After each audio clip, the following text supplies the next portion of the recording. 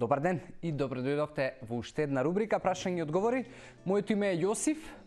презимето ми е Дамјанов и доколку сакате да искомуницираме и да ви одговорам на некои од вашите прашања кои што ги имате, може да ги користите бројовите на телевизија Телма, можете хаштагот #AskJosif на социјалните мрежи или па најдобро како што повеќето од вас веќе тоа го прават на социјалните мрежи. #AskJosif е моето корисничко име на Instagram или #CoachJosif моето корисничко име на Facebook. Вие изберете ги каналите, јас сум секако достапен за комуникација. За денеска избрав 4 прашања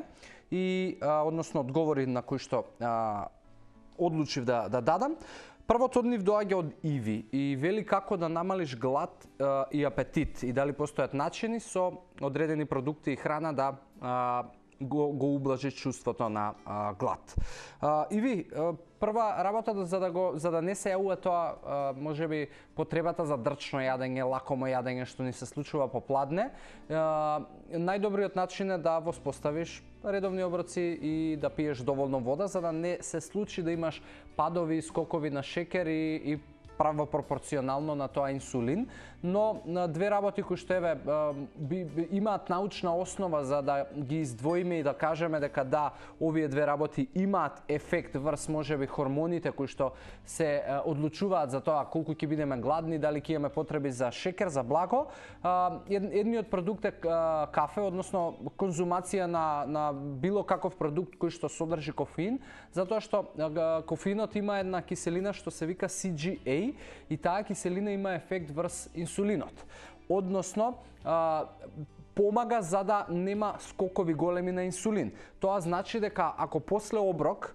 не за џабе да речеме после оброк, особено во ресторани, во кафани, знаат да понудат дали можеби сакате десерт или дали можеби сакате кафе, некојаш тоа знае да биде и од куќата, но како и да е, доколку изборот ти е кафе, има голема веројатност дека ќе има ефект врз нивото на инсулин, односно нема да дозволиш да оброкот кој што ти си го изела и предпоставувам бил можеби пообилен за разлика од другите оброци да има сериозен ефект врз инсулинот, затоа што големите скокови и пикови на инсулин прават подоцна големи падови на инсулин, односно големи падови на шекер во крвта, што предизвикуваат повеќе глад и повеќе потреба за јадење на благо, на грицки. Сигурно ти е веќе познато од она секојдневие и попладневни часови кога е поизразено. Така да, тоа е едната работа и другата е конзумирање на доволно омега-3, кое што има ефект врз еден хормон кој што се вика лептин и кој што е одговорен за тоа да го алармира мозокот колку сме ние сити или колку сме ние гладни. Затоа омега-3 како суплементација топло би ти препорачал и не само поради тоа што го има ефект врз лептинот и чувството на глад, туку и поради тоа што омега-3 е навистина есенцијална и потребна за оптимално функционирање буквално на многу метаболички процеси. Затоа тие две работи јас би ти ги издвоил и за тие две работи најдов научна основа која што говори дека имаат ефект. Но тоа не значи дека треба да се ослониш само на тие две работи, се работи за начин на живот и начин на исхрана кој што нема да ти носи кризи за благо и големи гладови. Второто прашање доаѓа од Бојан и прашува дали постои некаков контраефект доколку секој ден конзумирам овесни снегулки. Бојан, дефинитивно не најдов ништо такво, напротив, сите научни студии говорат дека овесните снегулки, дури секојдневната конзумација на овесни снегулки научно е докажано дека има добар ефект и врз здравјето на дигестивниот систем и врз здравјето на кардиоваскуларниот систем, поради тоа што освен што има извор на одредени минерали, најголемиот бенефит е тоа што има добар извор на растителни влакна. И тоа и на двата типа, и на растворливи и на нерастворливи, особено е добар извор на оние бета-глукани. Тоа се растворливи растителни влакна кои што имаат и те како намалуваат ризик за појава на холестерол и за едноставно да ги прочистуваат нашите артерии и вени од глупости, односно од холестерол, што се нафаќа на ѕидовите на крвните садови, така да имаш комплетно зелено светло да ги користиш во континуитет секој ден, доколку можеби се соочуваш или па можеби некој од вас се соочува да континуираното конзумирање на овесни сегулки му прави подуеност, пробајте да ги оставите во вода можеби вечерта пред да ги конзумирате утрото, за да се случи мала предобработка на растителните влакна кои што всушност ви прават проблем со подуеноста, или пробајте можеби освен вода додајте и исцеден лимон за дополнително да се направи некаква реобработка, така да тоа се некои насоки кои што би ти ги дал, а дефинитивно конзумирај ги секојдневно доколку имаш можност.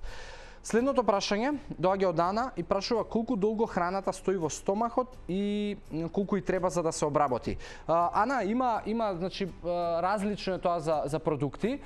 Генерално, општо прифатено, месото му треба можеби зависи какво е месото, но од некаде 2,5 до 5 часа може да се обработува и да ти стои во стомакот. Јатки некаде помеѓу 2 и 3 часа, овошја, зеленчуци максимум до можеби 1 час, но не е прашањето колку долго ќе се обработува храната, туку каков ефект ќе има храната и што ќе донесе како хранлива вредност и како калориска вредност. Она што многу повеќе би сакал да ставиш акцент и да се фокусираш е на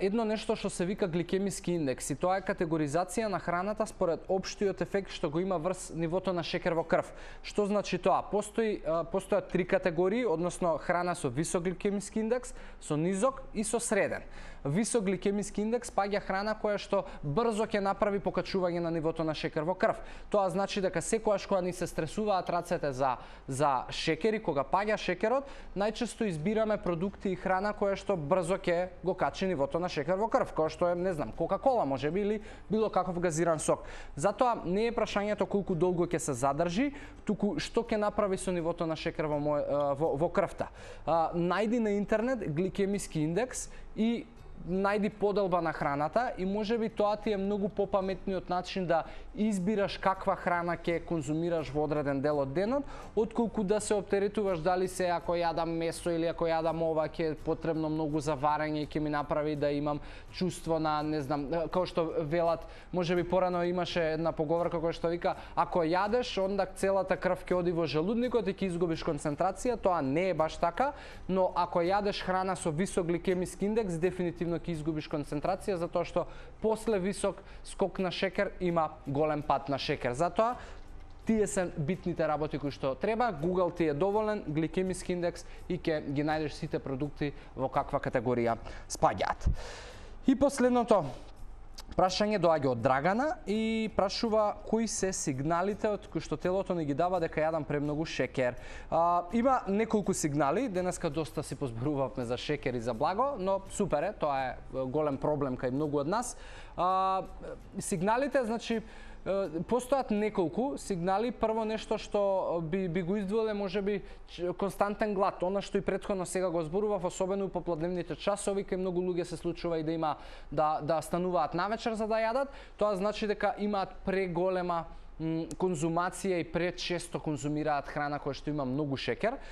Друга работа би било умор, затоа што, али не умор од, не знам, работев па се уморив, туку умор уште од стартот на денот, односно тешкото станување наутро и будењето и можеби борбата со алармот е директен сигнал дека конзумираш лоша храна и директен сигнал дека најверојатно имаш големи конзумации и количини на шекер кои што ти го внесуваш, дури и кога мислиш дека као еве се обидувам малку поздраво да се хранам, но тоа не значи дека можеби е правилно и дека ти обезбедува оптимален внес на хранлива вредност и на шекер кој што еве тука го зборуваме. Трета работа би ти кажал често уринирање, затоа што кога се внесува голема количина на шекер,